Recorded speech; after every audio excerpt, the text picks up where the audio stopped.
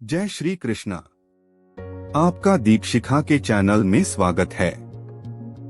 श्रीमद् भगवत गीता अध्याय 1 भाग 2 अन्ये च बहवः शूरा मदर्थे त्यक्त जीविता है नाना शस्त्र प्रहरणाय सर्वे युद्ध विशारदा है। इसका भावार्थ है, ऐसे अन्य वीर भी हैं जो मेरे लिए अपना जीवन त्याग करने के लिए उद्यत हैं। वे विविध प्रकार के हथियारों से सुसज्जित हैं और युद्ध विद्या में निपुण हैं। इसे तात्पर्य ये है कि जहाँ तक अन्यों का यथा जयद्रथ, कृतवर्मा तथा शल्य का संबंध है, वे सब दुर्योधन के लिए अपने प्राणों की आहुति देने के लिए तैयार रहते थे। दूसरे शब्दों में यह पूर्व निश्चित है कि वे पापी दुर्योधन के दल में सम्मिलित होने के कारण कुरुक्षेत्र के युद्ध में मारे जाएंगे। अपने मित्रों की संयुक्त शक्ति के कारण दुर्योधन अपनी विजय के प्रति आवस्थ था। अपर्याप्तम तदस्माकं बलं भीष्माभिरक्षितम् पर्याप्तं त्विद्मे तेषां बलं भीमाभिरक्षितम्। इसका भावार्थ है, हमारी शक्ति अपरिमेय है और हम सब पितामह द्वारा भली भांति संरक्षित हैं, जबकि पांडवों की शक्ति भीम भली भांति संरक्षित होकर भी सीमित है। इसे तात्पर्य ये है कि यहाँ पर दुर्योधन ने तुलनात्मक शक्ति का अनुमान प्रस्तुत किया है। वह सोचता है कि अत्यंत अनुभवी सेनानायक भीष्म पितामह के द्वारा विशेष रूप से संरक्षित होने के कारण उसकी सशस्त्र सेनाओं की शक्ति अपरिमेय है। दूसरी ओर पांडवों की सेनाएं सीमित हैं, क्योंकि उनकी सुरक्षा एक कम अनुभवी नायक भीम द्वारा की जा रही है, जो भीष्म की तुलना में नगण्य है। दुर्योधन सदैव भीम से ईर्ष्या करता था, क्योंकि वह जानता था कि यदि उसकी मृत्यु कभी हुई भी तो वह भीम के द्वारा ही होगी। किंतु साथ ही उसे दृढ़ विश्वास था कि भीष्म की उपस्थिति में उसकी विजय निश्चित है, क्योंकि भीष्म कहीं अधिक उत्कृष्ट सेनापति हैं। वह युद्ध में विजयी होगा, यह उसका दृढ़ निश्चय था। अनेषु च सर्वेषु यथाभागम वस्थिता है भीष्ममेवाभिरक्षन्तु भवन्तः सर्व एव ही। इसका भावार्थ है, अतएव सैन्य व्यूह में अपने अपने मोर्चों पर खड़े रहकर आप सभी भीष्म पितामह को पूरी सहायता दें। इसे तात्पर्य ये है कि भीष्म पितामह के शौर्य की प्रशंसा करने के बाद दुर्योधन ने सोचा कि कहीं अन्य योद्धा यह न समझ लें कि उन्हें कम महत्व दिया जा रहा है। अतः दुर्योधन ने अपने सहज कूटनीतिक ढंग से स्थिति संभालने के उद्देश्य से उपर्युक्त शब्द कहे। उसने बलपूर्वक कहा कि भीष्मदेव निस्संदेह महानतम योद्धा हैं, किंतु अब वे वृद्ध हो चुके हैं। अतः प्रत्येक सैनिक को चाहिए कि चारों ओर से उनकी सुरक्षा का विशेष ध्यान रखे। हो सकता है कि वे किसी एक दिशा में युद्ध करने में लग जाएं और शत्रु इस व्यस्तता का लाभ उठा ले। अतः यह आवश्यक है कि अन्य योद्धा मोर्चों पर अपनी अपनी स्थिति पर अडिग रहें और शत्रु को व्यूह न तोड़ने दें। दुर्योधन को पूर्ण विश्वास था कि कुरुओं की विजय भीष्मदेव की उपस्थिति पर निर्भर है। उसे युद्ध में भीष्मदेव तथा द्रोणाचार्य के पूर्ण सहयोग की आशा थी, क्योंकि वह अच्छी तरह जानता था कि इन दोनों ने उस समय एक शब्द भी नहीं कहा था जब अर्जुन की पत्नी द्रौपदी को असहाय अवस्था में भरी सभा में नग्न किया जा रहा था और जब उसने उनसे न्याय की भीख मांगी थी। वह जानते हुए भी इन दोनों सेनापतियों के मन में पांडवों के लिए स्नेह था। दुर्योधन को आशा थी कि वे इस स्नेह को उसी तरह त्याग देंगे जिस तरह उन्होंने द्यूत क्रीड़ा के अवसर पर किया था।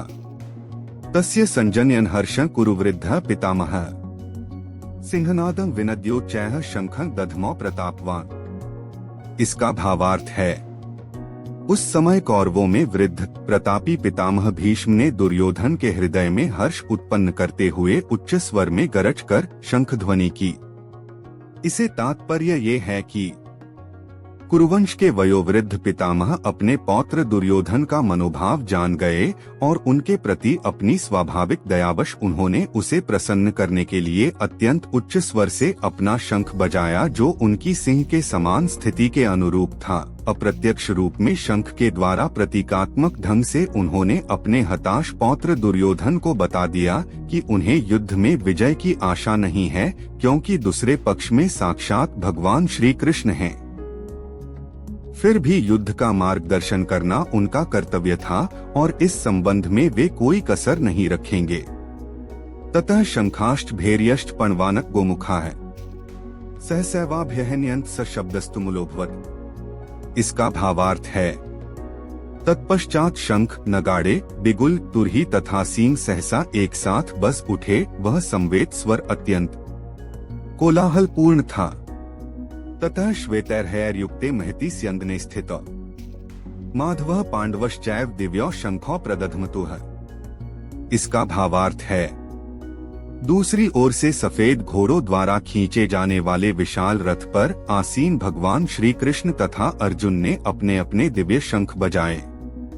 इसे तात्पर्य ये है कि भीष्मदेव द्वारा बजाए गए शंख की तुलना में भगवान श्री कृष्ण तथा अर्जुन के शंखों को दिव्य कहा गया। दिव्य शंखों के नाद से यह सूचित हो रहा था कि दूसरे पक्ष की विजय की कोई आशा न थी, क्योंकि कृष्ण पांडवों के पक्ष में थे। जयस्तु पांडुपुत्राणा येषां पक्षे जनार्दन। जय सदा पांडु के पुत्र जैसों की होती है, क्योंकि भगवान कृष्ण उनके साथ हैं, और जहाँ जहाँ भगवान विद्यमान हैं, वही वही लक्ष्मी भी रहती हैं, क्योंकि वे अपने पति के बिना नहीं रह सकती। आथ जैसा कि विष्णु या भगवान कृष्ण के शंख द्वारा उत्पन्न दिव्य ध्वनि से सूचित हो रहा था। विजय तथा श्री दोनों ही अर्जुन की प्रतीक्षा कर रही थीं। इसके अतिरिक्त जिस रथ में दोनों मित्र आसीन थे वह अर्जुन को अग्नि देवता द्वारा प्रदत्त था, और इससे सूचित हो रहा था कि तीनों लोकों में जहाँ कहीं भी यह जाएगा वहाँ विजय निश्चित है। पांचजन्य ऋषिकेशो देवदत्तं धनंजय पौंडरं दधमौ महाशंखं भीमकर्मा वृकोदरः। इसका भावार्थ है, भगवान कृष्ण ने अपना पांचजन्य शंख बजाया, अर्जुन ने देवदत्त शंख तथा भयंकर कर्म करने वाले भीम ने पौंडु नामक महाशंख बजाया। इसे तात्पर्य ये है कि इस श्लोक में भगवान कृष्ण को ऋषिकेश कहा गया है, क्योंकि वे ही समस्त इंद्रियों के स्वामी हैं। सारे जीव उनके भिन्नांश हैं, आठ जीवों की इंद्रियां भी उनकी इंद्रियों के अंश हैं। चूंकि निर्विशेषवादी जीवों की इंद्रियों का कारण बताने में असमर्थ हैं, इसीलिए वे जीवों को इंद्रिय रहित या निर्विशेष कहने के लिए उत्सुक रहते हैं। भगवान समस्त जीवों के हृदयों में स्थित होकर उनकी इंद्रियों का निर्देशन करते हैं, किंतु वे इस तरह निर्देशन करते हैं कि जीव उनकी शरण ग्रहण कर ले और विशुद्ध भक्त की इंद्रियों का प्रत्यक्ष निर्देशन करते हैं। यहाँ कुरुक्षेत्र की युद्ध भूमि में भगवान कृष्ण अर्जुन की दिव्य इंद्रियों का निर्देशन करते हैं, इसीलिए उनको ऋषिकेश कहा गया है। भगवान के विविध कार्यों के अनुसार उनके भिन्न भिन्न नाम हैं। उदाहरणार्थ, इनका एक नाम मधुसूदन है, क्योंकि उन्होंने मधु नाम के असुर को मारा था। वे गौओं तथा इंद्रियों को आनंद देने के कारण गोविंद कहलाते हैं। वसुदेव के पुत्र होने के कारण इनका नाम वासुदेव है। देवकी को माता रूप में स्वीकार करने के कारण इनका नाम देवकी नंदन है। वृंदावन में यशोदा के साथ बाल लीलाएं करने के कारण ये यशोदानंदन हैं। अपने मित्र अर्जुन का सारथी बनने के कारण पार्थ सारथी हैं। इसी प्रकार उनका एक नाम ऋषिकेश है, क्योंकि उन्होंने कुरुक्षेत्र के युद्धस्थल में अर्जुन का निर्देशन किया। इस श्लोक में अर्जुन को धनंजय कहा गया है, क्योंकि जब इनके बड़े भाई को विभिन्न यज्ञ संपन्न करने के लिए धन की आवश्यकता हुई थी, तो उसे प्राप्त करने में इन्होंने सहायता की थी। इसी प्रकार भीम वृकोदर कहलाते हैं, क्योंकि जैसे वे अधिक खाते हैं, उसी प्रकार वे अतिमानवीय कार्य करने वाले हैं। जैसे हिडिंबासुर का वध, आठ पांडवों के पक्ष में श्री कृष्ण इत्यादि विभिन्न व्यक्तियों द्वारा विशेष प्रकार के शंखों का बजाया जाना युद्ध करने वाले सैनिकों के लिए अत्यंत प्रेरणाप्रद था। विपक्ष में ऐसा कुछ न था। न तो परम निदेशक भगवान कृष्ण थे, न ही भाग्य की देवी श्री थी। आथ युद्ध में उनकी पराजय पूर्वनिश्चित थी। शंखों की ध्वनि मानो यही संदेश दे रही थी। गीता के अगले भाग सुनने के लिए लाइक, शेयर एंड सब्सक्राइब जरूर कीजिएगा। धन्यवाद।